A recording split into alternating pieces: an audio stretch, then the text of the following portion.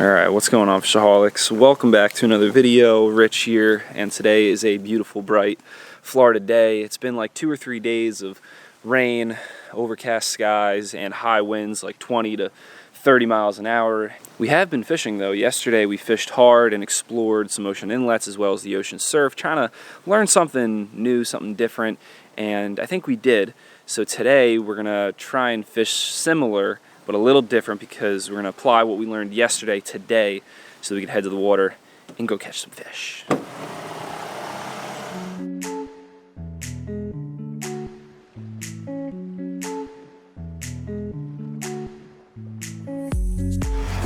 Alright, so we made it to spot number 1, but here we're just going to try and catch bait and then go to the real spot we're going to start off fishing.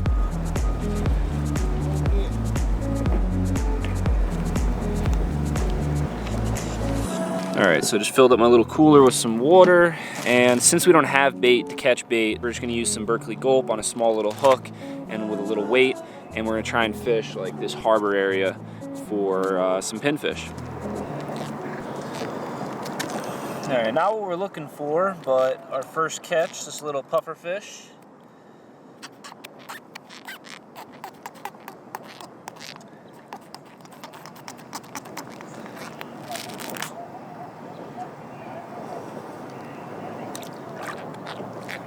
Another puffer fish, a little bigger.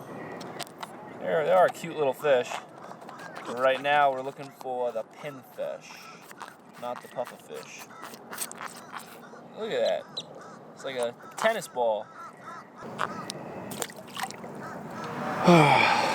Alright guys, this spot is kind of beat. We've been at it for almost 2 hours. 0 pinfish are in the bucket.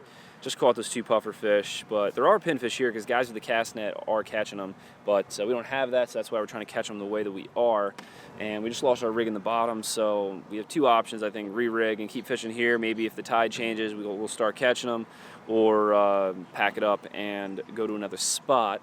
But since I've only been to like 2 spots in this area, we're gonna have to go back to exploring to maybe find another spot that might have pinfish where we can actually catch them on a rod and reel. So I don't know, we're gonna have to figure it out to turn this day around and go from a 0 to a hero, catch some fish.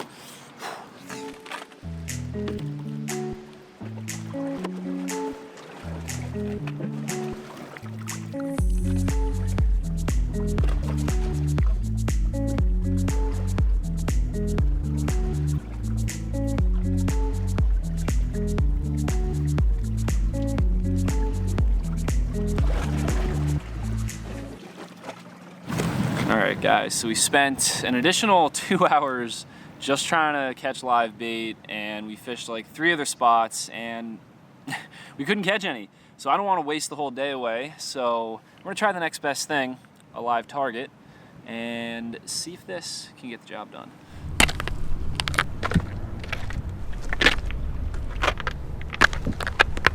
I guess we'll just cast it out there and try and get it down as close to the bottom as we can. But I don't want to let it hit the bottom, because if the bottom is anything like these rocks here, we're probably going to get hung up pretty quick.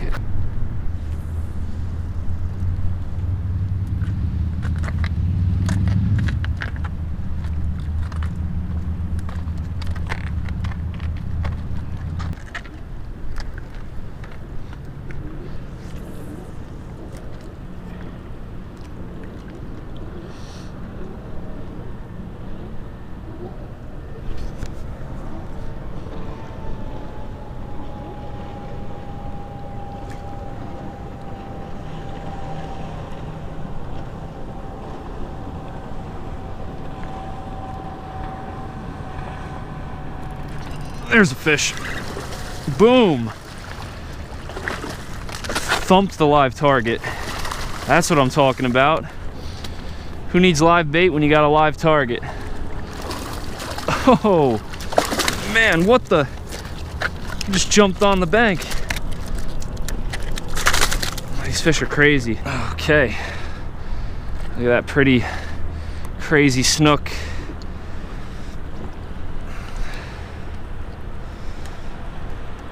Alright, he choked the live target. Not the best handling skills, I'll admit. Throw him back. Healthy release. He swam off strong.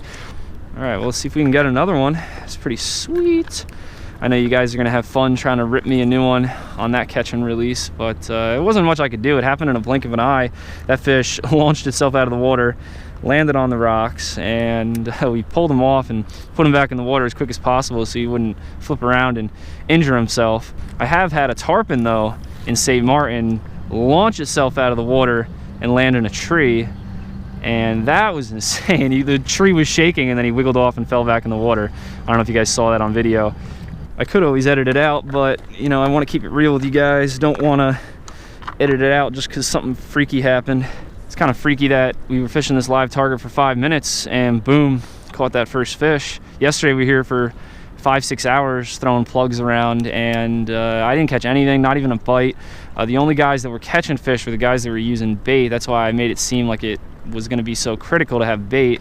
But yesterday we had a lot different conditions. It was blowing 25 to 30 out of the northeast. Today it's blowing like 10 to 15.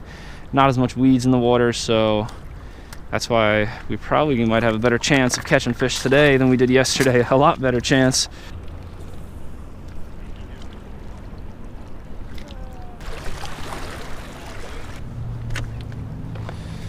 All right, it's been like an hour, no more bites. Saw a couple fish in the water. It looked like snapper.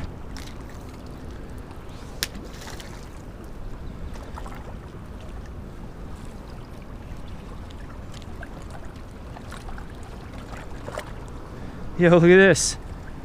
Little sea turtle. Hey, what's up, bud? Oh, that was sick.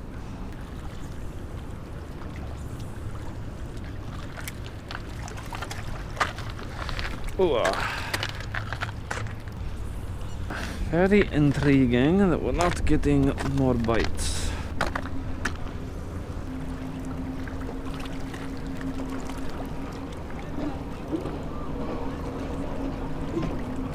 Oh, another baby turtle. Look at that little guy. That was a real small one. He was like that big. It's so cool. All right, guys, I think that's about it. Kind of beat. We fished another 4.5 hours of the ebb tide and only a couple little bites. Saw those sea turtles, which was pretty cool. And we just caught that 5-minute curse snook. But, you know, we could learn something from just that one catch, because maybe we got here right at that time of the tide, or right at the end of that time of the tide when they want to bite. And if we come back maybe tomorrow or the next day, we can get here an hour or two before that so that we can fish through the entirety of the tide and see, you know, maybe they only feed right when that tide starts picking up. Because we got here probably about an hour and a half, maybe 2 hours after the start of the outgoing. So that tide was probably just about at the end of where it was about to run really hard and really start flowing, because I noticed the tide increased substantially, and then it was a little bit tougher to fish with that live target bait, and as well then when it started easing up and we started getting closer to low tide, then there was just like this huge influx of weeds, which made it really difficult as well.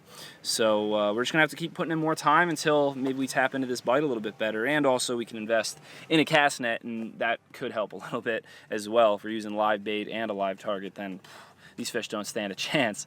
But it's cool that I can relate some of my striper blood from up north down here, because stripers are very similar. They'll feed for, you know, 20-30 minutes, an hour maybe on like the right time of the tide, and then just as quick as they started biting, they'll quit biting just like that. So the snook are very similar, and it's cool to kind of relate those two fish together so we can catch fish. And you know what, I was gonna close out the video here. I hope you guys enjoyed. My brain is cooked. I'm ready to get out of here, eat some food, and drink some water. And I just noticed a special package just got delivered to me, so we're gonna go pick it up and I'm gonna bust it open and give you guys a quick little sneak preview.